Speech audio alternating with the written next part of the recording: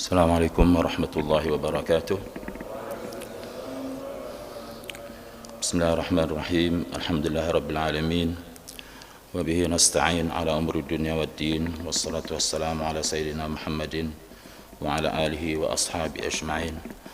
Subhanaka la ilma lana illa ma 'allamtana innaka antal alimul hakim. Allahumma ya muallima Adam 'allimna wa ya mufahhima Sulaiman fahimna. اللهم انفعنا بما علمتنا وعلمنا ما ينفعنا وزدنا علما وفهما اللهم فقهنا في الدين وآتنا الحكمة وفصل الخطاب أما بعد. Jamaah sekalian yang dimuliakan oleh Allah, mari kita memanjatkan puji dan syukur kehadirat Allah, mengucap alhamdulillah atas karunia Allah yang begitu banyak yang diberikan kepada kita sekalian, yang masih memberikan kita kesempatan untuk melakukan hal-hal yang baik, baik buat diri kita sendiri, keluarga kita, ataupun orang-orang di sekitar kita. Mudah-mudahan Allah menerima amal ibadah kita dan mengampuni dosa-dosa kita. Salawat dan salam semoga selalu tercurah kepada junjungan kita Nabi besar Muhammad sallallahu alaihi wasallam. Jamaah sekalian yang dimuliakan oleh Allah, pembahasan kita pada subuh ini adalah berkaitan dengan salat Jumat ya. Tentu saja yang berkaitan dengan salat Jumat ini semua kita mungkin sudah sangat mengetahui gitu ya. Ya, karena ini adalah merupakan kegiatan rutin kita setiap pekan gitu ya. Tetapi karena kita selalu berupaya untuk melakukan kegiatan ibadah kita itu sesuai dengan tuntutan Rasulullah SAW, tuntunan Rasul, maka kita meskipun sudah berkali-kali mungkin ya, apalagi seperti ada ustadz-ustadz kita, Ustadz Fauzi, Ustadz Satiri, mana Ustadz Satiri, Ustadz Zarkashi, Aziz Zarkashi, Haji Anan Sarbini, dan ustadz yang lain ini udah sangat tahu gitu ya. Cuma hanya sedar kita mengingatkan saja ya. Kenapa dalam 7 hari dalam sepekan itu adanya yang Allah muliakan adalah hari Jumat gitu, dengan ada sendiri dilakukan salat Jumat ya. Tentu saja Allah yang Maha Pencipta ini, Allah memuliakan di antara hari-hari itu hari tertentu, di antara bulan-bulan itu bulan tertentu, malam-malam tertentu. Kenapa? Yaitu adalah rahasia Allah. La yus'alu an ma yaf'al. Allah itu tidak ditanya kenapa seperti itu gitu kan. Tapi yang penting kita tahu bahwasanya Allah memuliakan itu ya. Ada hadis yang menyebutkan bahwasanya hari Jumat itu adalah sayyidul ayyam wa a'tamuha 'indallah. Hari Jumat itu adalah penghulunya hari dan yang paling agung di sisi Allah ya. Di antara kemuliaan salat Jumat itu, di antara kemuliaan hari Jumat itu adalah adanya salat Jumat itu sendiri ya, yang perintahnya langsung di Al-Qur'an, ya ayyuhalladzina amanu idza nudiya lis-salati min yaumil jum'ati fas'au ila dzikrillah wa dzarul bai'. Dzalikum khairul lakum in kuntum ta'lamun. Hai orang-orang yang beriman, kalau diseru untuk salat pada hari Jumat maka bersegera ya. Datangi, bersegera untuk mengingat Allah dan tinggalkan segala aktivitas jual beli ya. Itu yang lebih baik bagi kalian jika kalian mengetahui. Juga Nabi menyebutkan as-salatul khams wal jum'atu ila al-jum'ati kaffaratun lima bainahunna ma lam tughshal kabair. Salat yang 5 waktu, salat Jumat ke Jumat yang berikutnya itu adalah merupakan sarana untuk penghapusan dosa ya. Kita ini semuanya pendosa ya. Nabi mengatakan kullu bani adam khata' wa khairul khata'ina tawwabun. Kita ini semuanya berdosa dan bukan hanya berdosa, pendosa gitu, suka melakukan dosa. Karena itu adalah merupakan rahmat Allah. Banyak di antara ibadah-ibadah itu yang bonusnya adalah pengampunan dosa. Dan pengampunan dosa, maghfirah itulah yang paling kita minta ketika kita meninggal dunia nanti. Maka kita doa kita untuk orang yang meninggal dunia kan, Allahumma maghfir lahu warhamhu, ya Allah limpahkanlah maghfirahmu, pengampunan dan rahmatmu, ya. Kemudian juga di antara keutamaan hari Jumat itu salat subuh berjamaah pada hari Jumat itu adalah salat yang terbaik. Nabi mengatakan afdalus salawat indallah salatus subhi yaumal jum'ati fi jamaah. Sebaik-baik salat di sisi Allah itu adalah salat subuh pada hari Jumat berjamaah. Berjamaah itu di musalla atau di masjid, ya, bukan asal berjamaah gitu di rumah berjamaahnya, ya. Kalau semua berjamaah di rumah, masjid kosong dia. Dan Nabi biasanya kalau salat subuh Jumat itu biasanya Nabi membaca Alif Lam Mim Sajadah itu, ya, rakaat pertama. Rakaat keduanya adalah Ad-Dahar, Hal Ata 'alal Insan, ya. Di sini saya lihat yang melakukan itu Masjid Al-Hidayah. Masjid Al-Hidayah. Masjid kita udah pernah, ya. Kalau di kampung saya di Banjarmasin itu hampir semua masjid, musalla masjid itu. Karena itu untuk mengcover, ya, umpamanya imam ragu-ragu takut tidak hafal. Biasanya kalau musalla itu mereka cetak satu lembar itu surat As-Sajdah itu dan surat Ad-Dahar satu lembar, ditempel di depan itu. Atau sekarang kan bisa pakai yang mana itu, ya. Jadi imam bacanya tenang gitu, ya.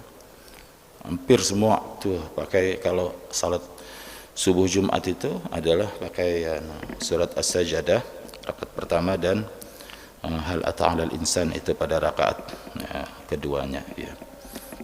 Paling beda ya 2 kali lipat gitu, paling beda 2 kali lipat gitu. Jadi kalau kita biasanya salat berapa, antara 6 menit sampai 8 menit kali, ya, ya paling jadinya dia 15 menit.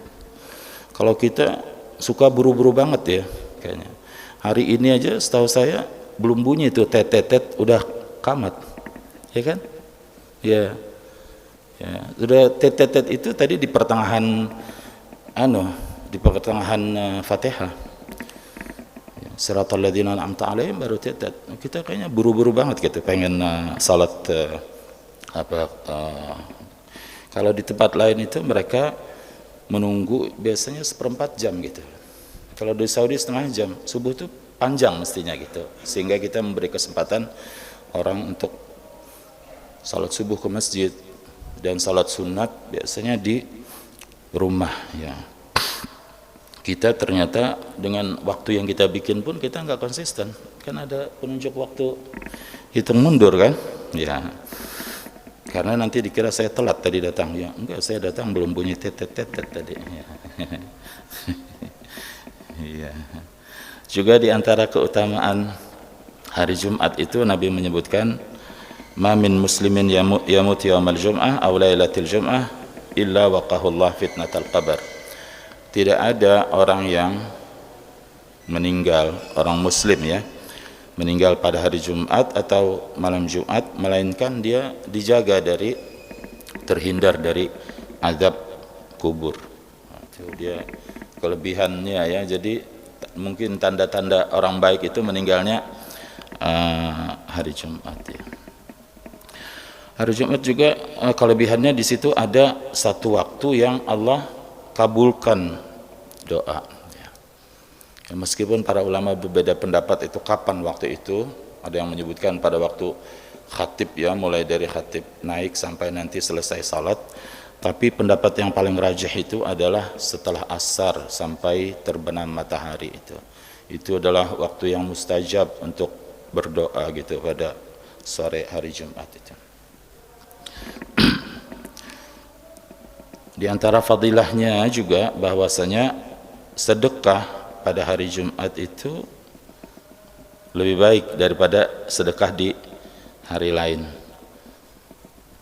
Jadi kalau biasanya kalau mau berangkat subuh nih ke masjid bawa duit 2.000 ya, hari Jumat 5.000 lah ya, atau 10.000 ya. Kalau yang biasa 10.000 ya 50.000 lah gitu kan, ditingkatkan karena ada bonusnya ya. Hari Jumat itu khairus sadaqah sadaqah fi yaumil Jumat, sebaik-baik sedekah pada hari Jumat ya. Kemudian juga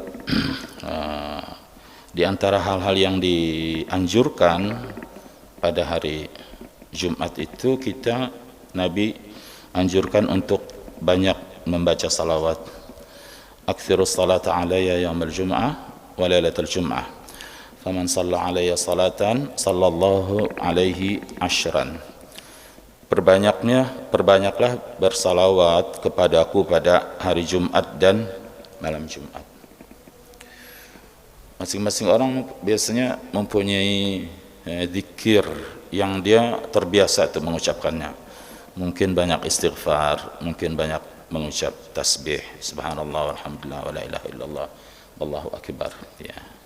Tapi karena ada hadis ini yang menyebutkan perbanyaknya salawat, maka khusus hari Jumat salawat perbanyak gitu kan. Juga pada hari Jumat itu dianjurkan kita untuk mandi.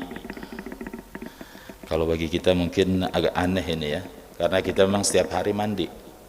Tapi negara-negara yang tingkat kelembapannya itu dia tidak seperti kita. Orang kalau nggak mandi itu sampai 1 pekan, 2 pekan, bahkan 1 bulan, 2 bulan nggak apa-apa gitu. Kalau kita kan nggak mungkin ya, setiap hari mungkin ada yang mandi sekali, ada yang 2 kali. Karena itu hari Jumat itu mandi dong ya. Mandi hari Jumat itu ya. Kalau untuk negeri-negeri yang mungkin mereka jarang mandi gitu ya, karena minimal mengamalkan ajaran Islam itu 1 kali dalam sepekan mandi hari Jumat itu. Ya kalau kita mungkin ya karena mandi biasa ya. Saya pernah lihat, pernah baca dulu ada tulisan di salah satu majalah terkenal pada masa tahun 80-an itu, ada seorang mahasiswa Indonesia bercerita, saya ajak teman saya katanya yang bule itu, ayo kita mandi.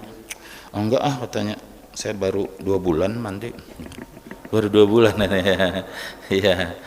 Iya, baru 2 bulan itu, 2 bulan dianggap baru itu ya. Ya makanya mereka sudah cukup pakai parfum. Kalau kita kan akrab dengan air ya. Kita dengan sangat akrab ya dengan air. Di Riyadh itu saya dengar dari teman-teman mahasiswa lain komplain, marah gitu, mahasiswa Indonesia. Ini mahasiswa Indonesia katanya tukang ngabisin air, mandi dulu, mandi mulu, nggak tahu musim panas, musim dingin, mandi mulu. Makanya juga di antara hal yang mungkin kalau kita ini mendengar cerita yang mengagumkan itu, ada seorang ulama pamannya dari Baghdad jalan kaki ke Madinah, mungkin sebulan gitu ya dulu dia, hanya untuk mengambil 1 hadis.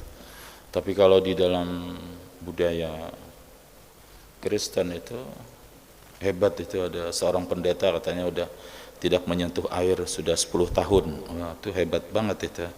Bagaimana tuh ya sampai seperti itu? Kalau kita kan akrab dengan air. Mandi pada hari Jumat dan memakai pakaian yang baik, dianjurkan berwarna putih dan memakai minyak wangi ya sebenarnya setiap saat sih dianjurkan minyak wangi, tapi itu kita ngumpul dengan orang banyak maka dianjurkan itu mandi ya, jangan timbul ada bau yang tidak enak, berminyak wangi.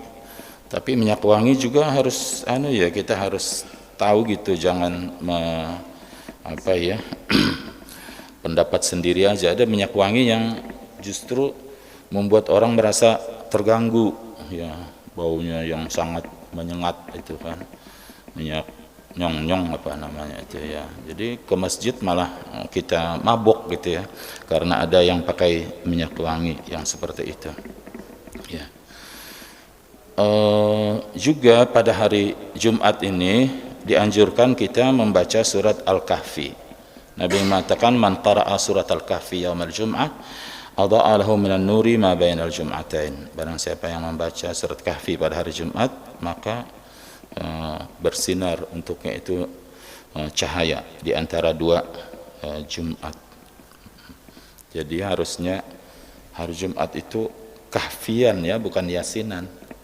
Yasin itu harusnya setiap hari baca Yasin. Yasin ya, qalbul Quran, jantungnya Al-Quran ya. Tapi kalau hari Jumat baca Al-Kahfi dong.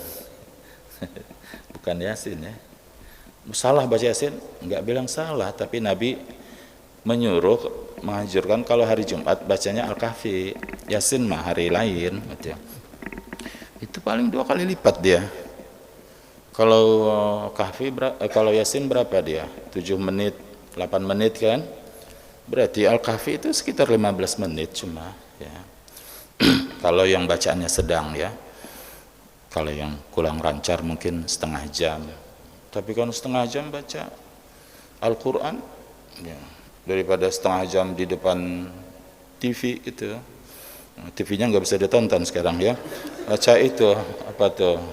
Baca WA baru sampai lama gitu waktu terbuang untuk baca WA ya. Nah, salat hari Jumat ini juga dianjurkan orang bersegera pergi ke masjid ya. Kalau di kampungnya kita lihat jam 10 udah ada yang pergi ke masjid ya. Ya, makin lebih awal makin bagus ya.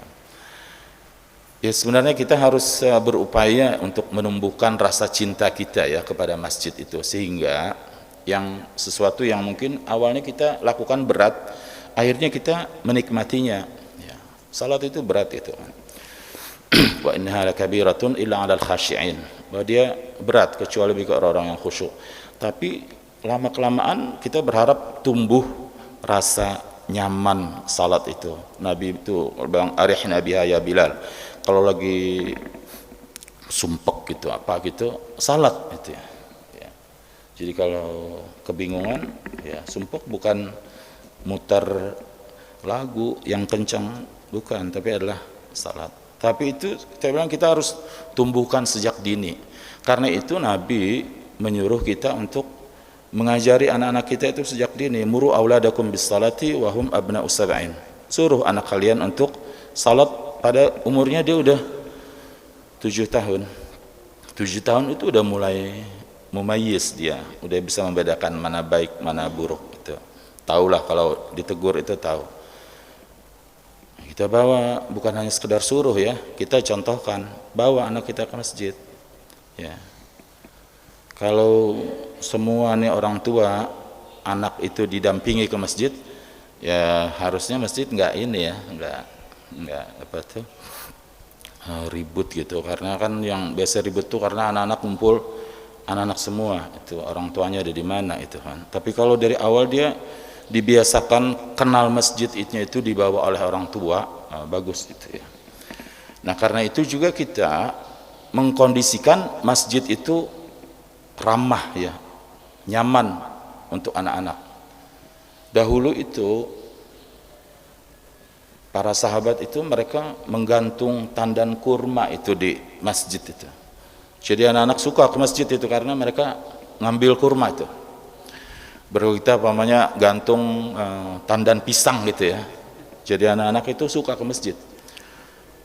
Ada tuh Al-Istanbuli penulis kitab Tuhfatul Arus, dia bilang itu dia dari tahun akhir 70-an mungkin kitab itu ditulis itu. Kayaknya ada terjemahnya sudah tuh. Kado perkawinan kalau nggak salah terjemahnya. Dia bilang kalau saya nih yang penguasa itu, masjid itu saya buat anak-anak itu suka. Jadi ada kolam renang pamannya, tempat bermain anak. Kalau bicara kolam renang itu dulu maju sekali gitu kan. Kalau kita sekarang mungkin apa tuh tempat saran untuk anak ya, tempat Ya, apa yang membuat anak merasa nyaman? Wahyu nih yang tahu. Ya. Jangan anak malah diusir dari masjid, nah, ini tindakan yang keliru ya. Anak itu kalau dia udah beberapa kali ke masjid dengan bapaknya, meskipun kadang-kadang sekali-sekali dia pergi sendiri, insya Allah dia udah mengerti gitu, tidak main ya. Jadi kita jangan membuat anak merasa tidak nyaman ke masjid ya. Apalagi kalau main aja, ribut aja, nggak boleh lagi ke masjid ya, namanya juga anak-anak ya. Harus kita lihat aja, pertama dia emang ribut, tapi kalau lama-lama dikondisikan mengerti. Semuanya kan tergantung kita, bagaimana kita memberikan penyuluhan kepada anak kita itu agar mengerti. Satu yang saya heran itu untuk anak-anak Arab nih ya. Anak Arab itu kalau dibandingkan sama anak kita itu, wow, nakal banget gitu. Oh, nakal mereka. Tapi mereka tuh ramai ribut itu, begitu takbiratul ihram senyap, gak ada suara sama sekali. Udah gitu ya. Entah seperti apa mereka ininya tuh. Karena anak Arab ini dia bisa ditegur satu kata yang sakti, yaitu adalah aib gitu ya. Jadi kalau dengar aib, memalukan itu dia orang tuh diam langsung. Ya. Anak-anak yang nakal-nakal itu kalau pas begitu takbiratul ihram udah sepi gitu. Kalau kita jangankan anak-anak ya, yang dewasa aja takbiratul ihram, apalagi kalau tarawih ya, saya salat di belakang, yang dewasa itu yang udah kumisan begini-begini juga salatnya, nyenggol-nyenggol gitu kan ya. Tuh entar ya.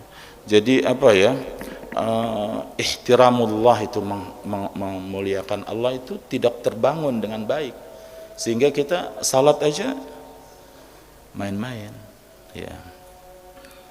Ya juga tentu saja ya kondisinya ya dibuat untuk suasana masjid itu kondusif gitu, semua merasa nyaman ya, baik anak-anak termasuk kita sendiri. Jadi kadang-kadang kan orientasi umumnya kita itu fisik ya. Kalau fisik itu ya asal ada duit, setahun 2 tahun bisa berubah ya. Masjid yang tadinya biasa-biasa aja atau malah butut bisa mentereng gitu kan. Tapi harusnya ya, seperti ini Pak Saiful ya, bukan hanya casingnya yang diperbaiki, softwarenya juga harus bagus gitu ya. Jadi pengelolaannya, isinya ya, apa yang berkaitan dengan di masjid itu orang suka masjid, maka sebenarnya malah lebih menarik softwarenya yang benar ya, bukan hanya casingnya. Saya beberapa masjid itu udah bagus, casingnya bagus, tapi gitu kita masuk salat, waduh, suasananya tidak membuat kita khusyuk gitu ya. Ya, itu tugasnya Pak Haji Jarkasi itu yang ketua DKM. Ya, bagaimana dia bikin masjid itu menjadi merasa nyaman gitu ya. Nah, pembahasan kita berikut ini adalah tentang salat Jumat nih, karena kita ini buku kitab kecil ya, dia langsung masuk ke poinnya. Wa syaraitu wujubil jum'ati sab'atu asya.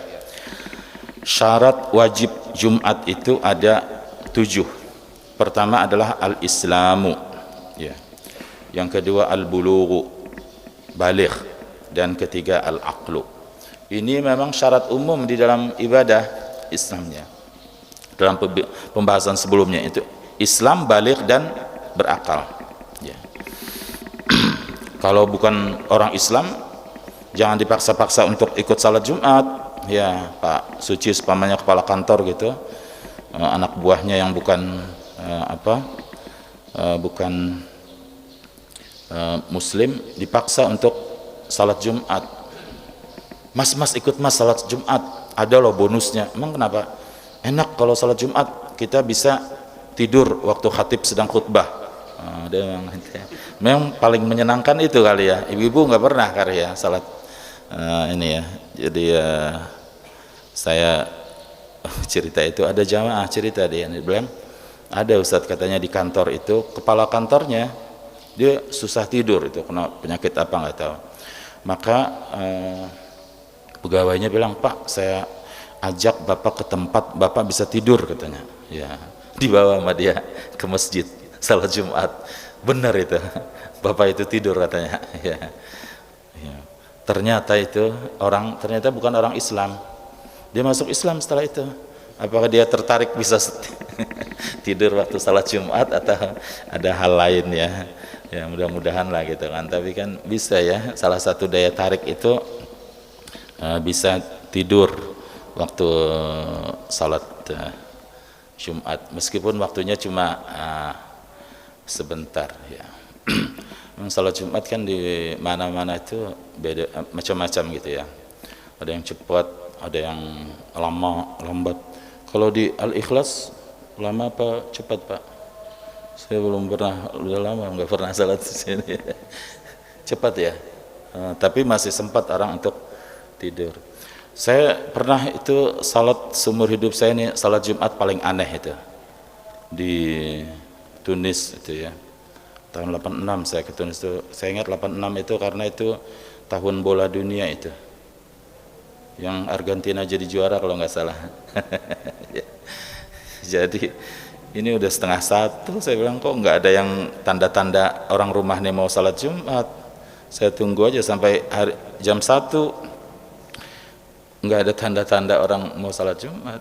Tidurlah saya pikir peduli amat, saya juga di sini musafir ya, nggak wajib salat Jumat. Begitu jam 3 lewat, dia bangunin. Zeni bangun gitu. Salat Jumat. Hah? Salat Jumatnya udah jam 3 lewat gitu ya. Jadi teman saya bilang, awas ya ente kalau tiba di masjid langsung duduk, jangan salat gitu kan. Karena dia tahu kan kita kalau pertama tiba ke masjid kan salat sunat 2 rakaat, jangan duduk, dia bilang. Itu adzannya tuh 3 kali. Bukan 2 kali. Ya. Kita berapa di sini? 2 kali. Tunis 3 kali lah. Tapi yang adzan tip recorder, nggak ada ininya. Ya, yang azan tip recorder 3 kali berturut-turut. 3 kalinya tuh nyambung. La ilaha illallah juga. Allahu Akbar, Allahu Akbar. Diputar 3 kali gitu berturut-turut. Setelah itu salat Jumat. Udah selesai salat Jumat tuh nggak ada satupun orang yang bangun, duduk semua. Baru sebentar, paling 5 menit langsung adzan asar. Rupanya mereka triknya itu sengaja dibikin salat Jumat itu mendekati salat asar. Jadi begitu selesai salat Jumat, orang salat asar ya. Ya, itu salat Jumat yang aneh, saya bilang. Belum pernah ada di negeri lain yang menemukan seperti itu. Ya. Tapi saya kembali ke menanamkan kecintaan kita itu ya kepada ibadah, pada salat, pada masjid itu memang harus dari awal gitu kan. Kita lihat nih para sahabat itu, mereka begitu umur belasan tahun itu sudah berjiwa kesatria gitu kan, udah biasa mau ikut perang. Berarti kan dia dari umur sebelum belasan tahun itu udah akrab dengan masalah dakwah. Pokoknya Usamah bin Zaid ya, itu Nabi jadikan dia sebagai komandan perang, umurnya baru 18 tahun. 18 apa 17 Ustaz? 18 ya. Ya. Abdullah bin Umar itu suatu kali dia protes gitu karena tidak ikut perang setelah perang Uhud itu kalau nggak salah, karena dia perang Uhud mau ikut nggak bisa ya, dia tidak bisa ikut perang itu. Dia protes ke bapaknya, dia bilang, bapaknya Umar bin Khattab, Pak katanya, saya kok nggak bisa ikut perang, padahal si fulan itu, dia bilang bisa, kenapa tuh, padahal kalau bergulat sama saya pasti menang. Umar bawalah dia ke Nabi, dia bilang, nih Nabi, ini anak saya nih protes kenapa dia nggak bisa ikut perang, sementara temannya bisa, padahal temannya kalau bergulat sama dia kalah katanya. Nabi bilang tuh, ayo kalau gitu, ayo, mana dia, suruh dia bergulat di hadapan kita. Bergulat mereka berdua, menang Abdullah bin Umar, udah kalau gitu Nabi ikut perang. Nabi tuh kalau mau perang itu biasanya tuh kan dikumpulin semua laki-laki, siapa yang bisa nih ikut perang, termasuk anak-anak yang udah mulai remaja itu. Jadi anak-anak remaja itu dia kalau di baris itu dilihat ini udah pantas nggak perang, mereka itu berdirinya di ujung jari, apa tuh, berjinjit, nah, berjingkat kalau bahasa kampung saya, biar kelihatan tinggi gitu. Biar dipilih, nanti dada diginiin nih, biar kelihatan gede, tinggi, supaya bisa ikut perang. Coba kalau kita kan, kalau seperti ada wajib militer gitu kan, negara orang berupaya untuk bisa nggak ikut gitu, kalau perlu bayar dia nggak ikut wajib militer atau ada kegiatan-kegiatan yang ini.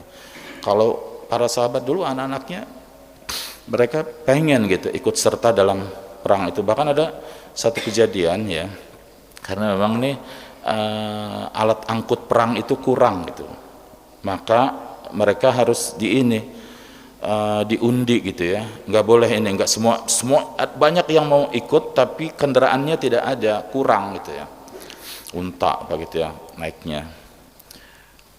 Ada sisa 2 orang ini yang dipilih, hanya 1 orang saja. Ternyata 2 orang ini yang berebut ini ayah dan anak. Orang bilang, ente ngalah aja sama bapak ente, apa sih, biar bapak ente perang ente enggak. Oh enggak, katanya, kalau urusan surga enggak bisa, mau bapak kayak mau siapa gitu, sampai sebegitu gitu mereka ya. Syarat yang ketiga adalah al-hurriyah, merdeka. Kita enggak punya ini, sudah sekarang ini tidak, kecuali nanti kalau terjadi lagi ya perang antara kaum muslimin dan non muslim, lalu ada tawanan yang bisa jadikan budak ya. Karena hurriyah, merdeka itu lawannya adalah budak ya. Az-dzukuriyah, laki-laki, syaratnya. Perempuan berarti tidak wajib salat Jumat. As-sihhah, sehat. Wal istitan, istitan adalah warga setempat gitu. Jadi bukan orang yang sedang musafir. Jadi itu dia 7 syarat wajibnya Jumat: Islam, baligh, berakal, merdeka, laki-laki, sehat, dan warga setempat tidak sedang bepergian. Wa syaraitu fi'liha thalathah, syarat pelaksanaan Jumat itu ada 3. Pertama, an takuna al-baladu mislan au qaryatan, dia harus dilaksanakan di kampung, di kota, di tempat pemukiman. Jadi bukan kita pergi camping ke hutan salat Jumat gitu, enggak ya, di padang pasir gitu, enggak, dia harus di pengertiannya kampung. Pengertian kampung itu ya, kalau kita mungkin ada warung, ada pasar gitu, kemudian ada penguasanya, ada RT, mungkin ada RW, ada yang mengaturnya, itu dia pengertian pemukiman kampung gitu ya, atau kota. Wa ayyakuna al-adadu arba'ina min ahlil jum'ah.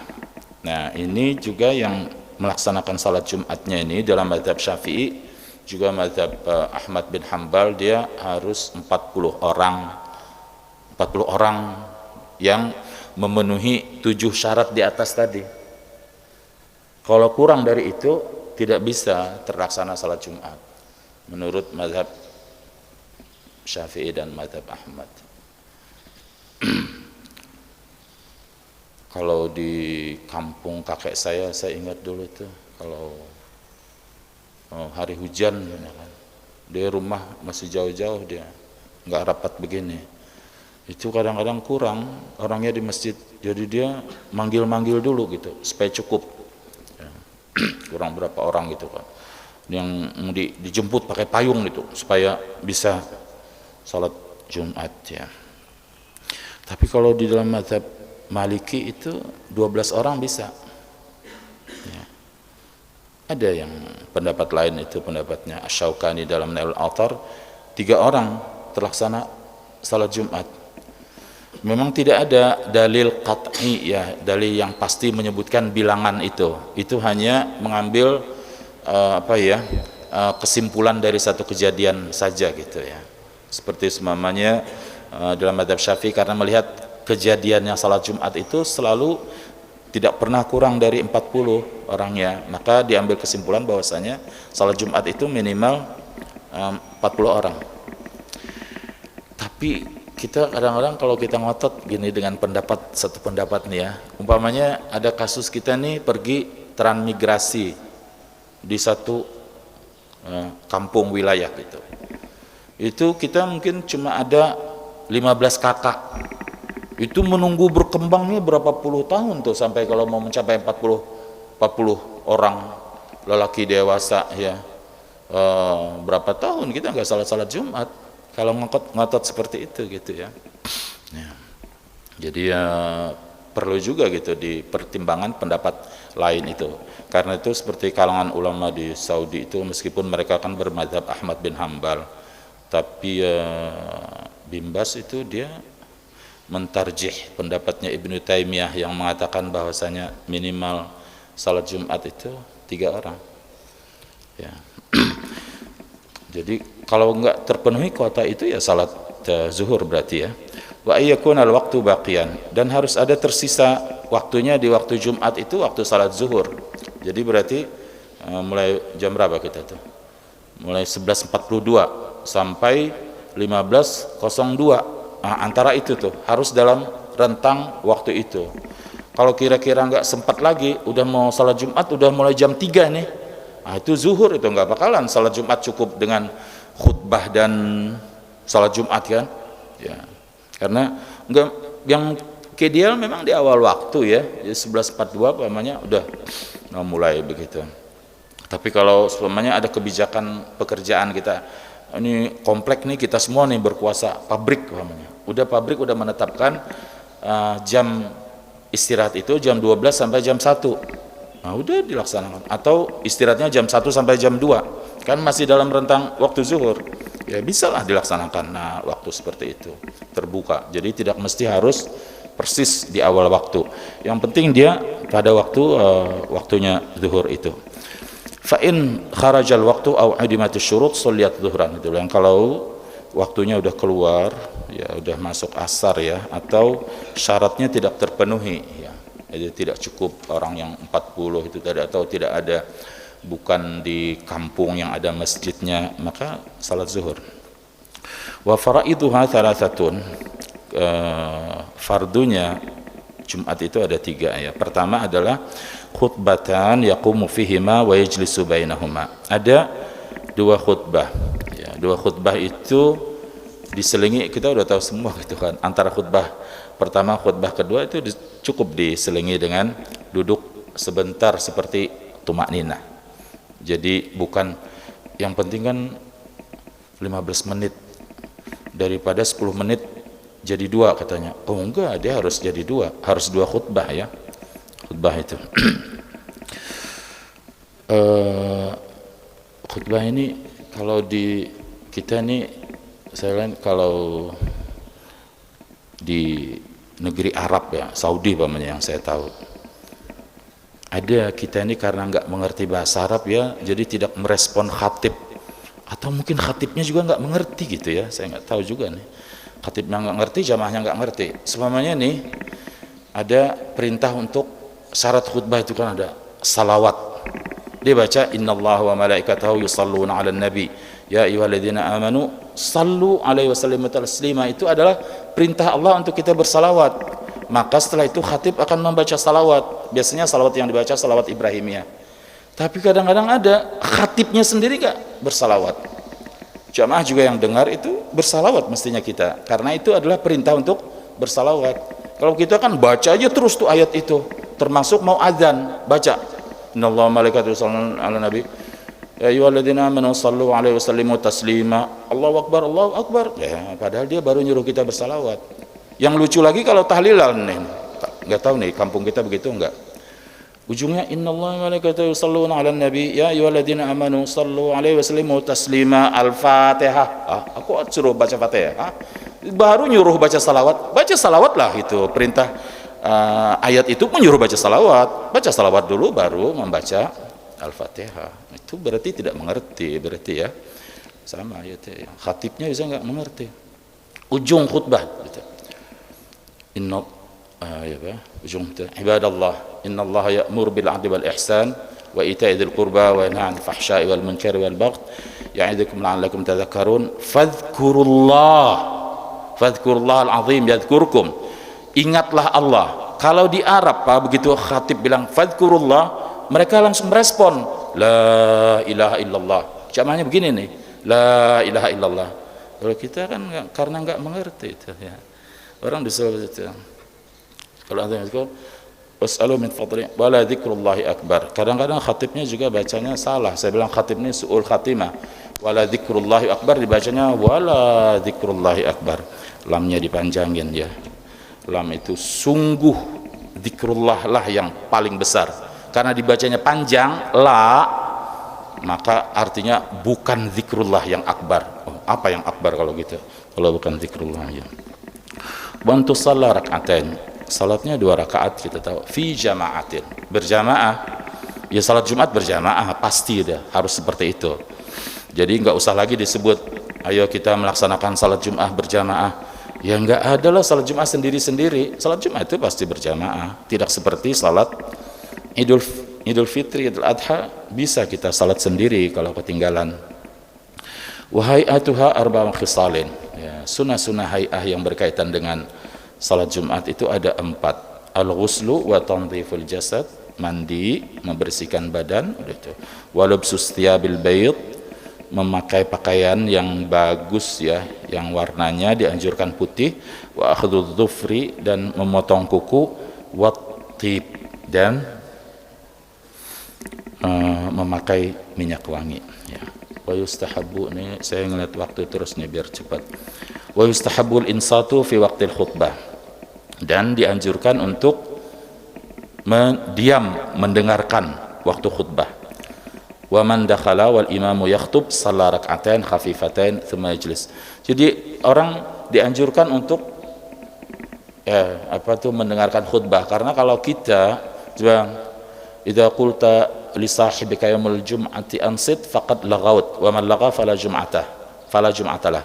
Ya, kita ini kalau salat Jumat itu ada orang main gitu ya, kita tegur, diam, salat Jumat nih, dengerin. Kita dihitung melakukan sia-sia. Makanya lihat nih, aktivitas beribadah kita ini harus pakai ilmu ya. Orang kalau nggak pakai ilmu nih, kebaikan dikiranya bukan kebaikan. Umpamanya gini ya, zikir itu yang terbaik apa? Zikir yang terbaik, la ilaha afdalu dzikri la ilaha illallah kan ya. Setiap hari ada hadis lain yang menyebut Ustaz ini afdalu dzikri qiraatul Quran ya kan Ustaz ya. Dan baca zikir Quran itu yang terbaik adalah waktu berdiri sedang salat, baca Quran yang terbaik. Tapi kalau sedang sujud haram kita baca Quran. Kira nih baca Quran nih bagus nih waktu salat, sujud haram. Amar ma'ruf nahi mungkar itu sangat dianjurkan. Tapi ntar dulu, kalau khatib sedang khutbah, jangan beramar ma'ruf bernahi mungkar. Kita dengerin khatib aja. Jangan begitu ada, pokoknya khatib dan khutbah, ada yang kata, ini salat Jumat, dengerin tuh. Ya, itu udah berbuat laga, sia-sia. Hilang pahala Jumatnya gara-gara itu. Kenapa Nabi ya memberikan pelajaran kepada kita seperti itu? Karena barangkali nih ya, ini orang mungkin baru pertama salat Jumat dan jagoan dia nggak pernah ditegur. Tumben lo salat Jumat. Salat Jumat dia dengerin. Wah, ini bisa rame ini. Dia balas lagi. Kalau dia saling berbalas, jamaah lebih menarik ini daripada ini. Pasti kan? Jadi nonton itu jadinya kan? Ya, makanya salat Jumat jangan ada yang begituan ya.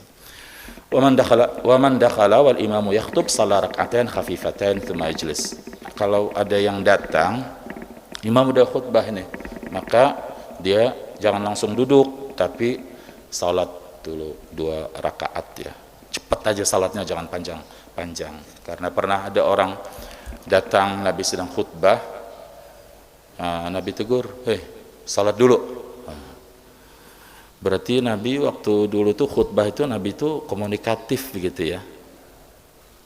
Sedang khutbah itu Nabi bisa itu kan berbicara dengan jamaah kan. Kalau kita menganggap khutbah itu seperti ritual bacaan, nggak boleh ada apa-apa yang lain. Bahkan harus berbahasa Arab katanya. Ya idealnya sih kalau kita ngerti bahasa Arab semua bahasa Arab ya. Tapi kita nggak ngerti bahasa Arab ya. Ada ustadz cerita itu orang Arab, dia bilang dia salat di mana? ini khatibnya sama jamaahnya sama nih, khutbahnya bahasa Arab, tapi khatibnya aja nggak mengerti apa yang dia khutbahkan.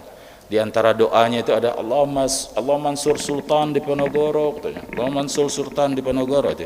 Di antara khutbahnya dia berdoa untuk Diponegoro ya. Jadi khutbah tahun berapa itu ya ada masuk Diponegoro gitu ya. Sekarang pun sebenarnya ada khatib-khatib kadang saya dengar itu doanya tuh Allah mansur sultanul muslimin, Allah sultan muslimin wa asakirahu wa wakala'ahu, Allahumma kutub salamata lil hujjaj wal ghuzat wal musafirin. Itu pada masa Islam jaya ya, khilafah. Itu mah kita bilang memang sultannya sultanul muslimin ya. Kalau sekarang di mana ada sultan muslimin itu ya. Mengakui kita itu orang dia tidak memakai hukum Islam, bahkan di mana aja penguasa negeri-negeri Islam ini ulama-ulama dipenjarakan. Di Saudi banyak ulama dipenjarakan kalau mengkritik pemerintah ya, lebih parah dari kita. Juga apalagi di daerah-daerah Syam sana itu ya, ulama nggak berkutik gitu ya. Sultan muslimin yang mana tuh? Kemudian Allah mansur ghuzat wal hujjaj, Allah tolong para pasukan perang kita. Di mana ada pasukan perang kita? Enggak ada gitu. Wal hujjaj, para jemaah haji. Kalau dulu mungkin orang naik haji itu waktunya rentangnya lama, 6 bulan. Kalau sekarang kan sebentar ya. Dan waktu kita udah habis tuh. Iqamah tinggal 6 menit lagi. Demikian, mudah-mudahan bermanfaat. Terima kasih atas perhatiannya. Mohon maaf apabila ada hal-hal yang kurang menyenangkan. Aku qauli hadza wa astaghfirullahal azim li wa lakum. Wassalamualaikum warahmatullahi wabarakatuh.